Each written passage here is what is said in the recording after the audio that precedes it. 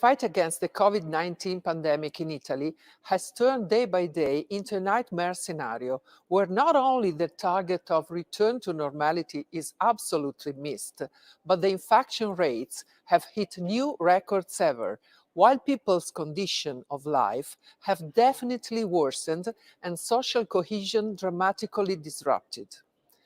Despite the aggressive vaccination campaign that the Italian government has carried on by passing any objection about constitutional issues, safety concerns, and impact on the whole health system, current figures show that the spread of infection has dramatically increased, and the efficacy of tools such as the Green Pass in its basic or super version is close to zero.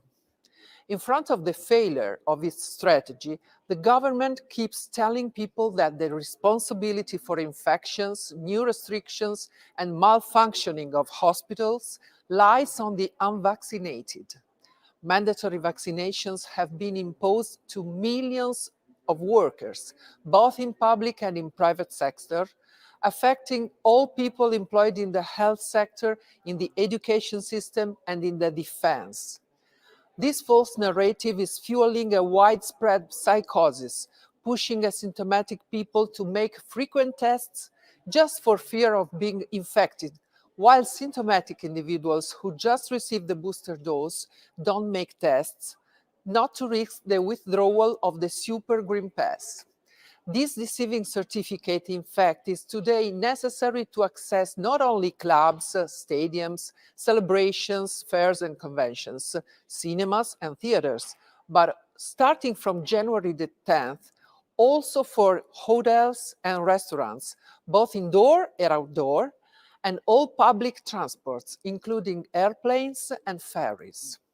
According to last decree approved by the government as usual by urgent procedure excluding the parliament, all people who don't possess a super green pass will be excluded from society, and if they have no private car or boat, segregated in their block or island. The Super Green Pass is released just to fully vaccinated people, booster done, or to recovered for no longer than 6 months. Millions of people are in danger of being confined by the government with no reason but not complying with orders that violate the constitutional law. In fact, no derogation is envisaged for islands inhabitants, which in Italy are 7 million people, the 12% of the entire Italian population. This insane measure will hit not only the unvaccinated, but also the vaccinated who have not received the booster yet, after 4 months from the second dose.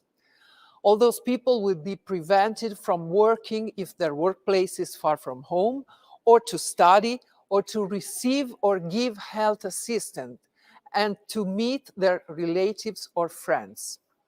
This is the most shocking discrimination set against human beings in Western civility in the last 70 years.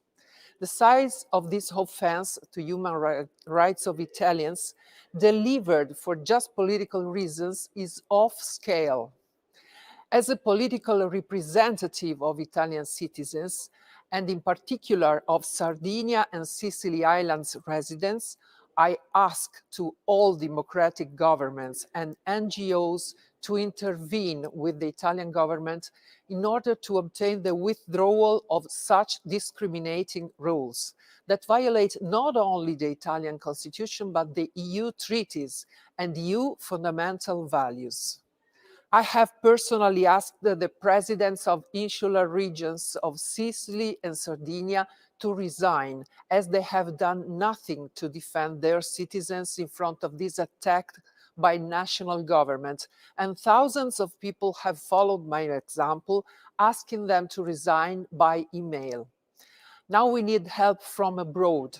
No citizens of the islands must be left alone, deprived of the opportunity to work, to study, to reunite with loved ones, have access to hospitals, or simply to move freely on Italian and European territory.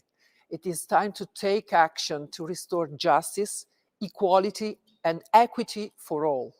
Italy is the heart of Europe. Don't let it bleed into a sea of indifference.